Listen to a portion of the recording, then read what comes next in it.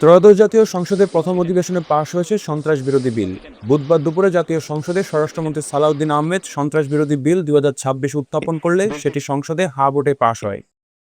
সংসদে আওয়ামী লীগের কর্মকাণ্ড নিষিদ্ধের আইন পাশের পর গুলিস্তান দলটির কেন্দ্রীয় কার্যালয় কার্যত পরিত্যক্ত অবস্থায় পড়ে আছে। বৃহস্পতিবার সারাদিন ঘুরেও সেখানে কোনো নেতাকর্মীর উপস্থিতি দেখা যায়নি। 2024 সালের অভ্যুত্থানের পর ভবনটির ভেতরটি বর্তমানে স্থানীয় হকারদের ব্যবসায়িক সরঞ্জাম সংরক্ষণের গুদাম হিসাবে ব্যবহৃত হচ্ছে।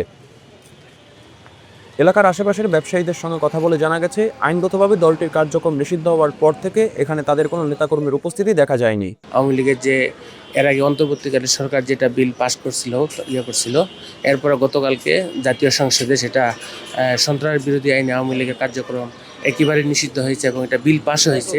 কিন্তু এর পরবর্তীতে বাংলাদেশের এত বড় একটি দল, তারা একটা সময় দীর্ঘদিন শাসন করেছে, কিন্তু তাদের কোনো নেতাকর্মী কোনো ধরনের প্রতিবাদ বা কোনো ধরনের এই কেন্দ্রীয় কার্যালয়ে তাদের সামনে আমরা দেখি নাই। তাদের যতগুলো অঙ্গ সংগঠন সহ 14 দল ছিল, তারা আসলে কেউ মাঠে আসে নাই। এখানে পার্টি অফিসের সামনে কোনো নেতাকর্মী আসা যাওয়া আমরা দেখি না, কারণ আমরা তো সবসময় এখানে থাকি।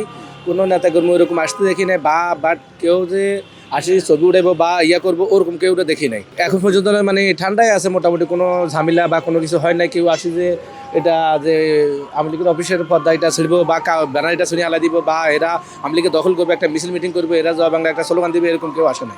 গুলিস্তান এলাকার রিক্সা চালকদের সঙ্গে কথা বলে জানা যায়, গত কয়েকদিন ধরে দলটির কেন্দ্রীয় কার্যালয়ের সামনে কোনো নেতাকর্মীর উপস্থিতি দেখা যায়নি। বিল পাস হওয়ার পর সেখানে কেউ আসেননি বলে জানিয়েছেন তারা।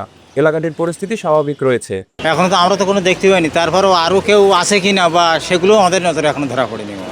কিন্তু একটা জিনিস কি হচ্ছে যে যদি হয়তো পাতাম বা দেখতে হতো, তাহলে তো আমরা আছে বুঝতে পারতাম। অনেক বহুদিন ধরে ঢাকার মধ্যে আসি, কিন্তু এখনো পর্যন্ত কোনো কেউ আমাদের মধ্যে কালকে রাতে বা কালকে সন্ধ্যার পর থেকে এখন পর্যন্ত কাউকে দেখো না, কালকে দেখিনি এখনো। না মামা, কখনো নেতাকর্মীতে দেখিনি না, দু একদিনের ভিতরে তো দেখাই যায় না।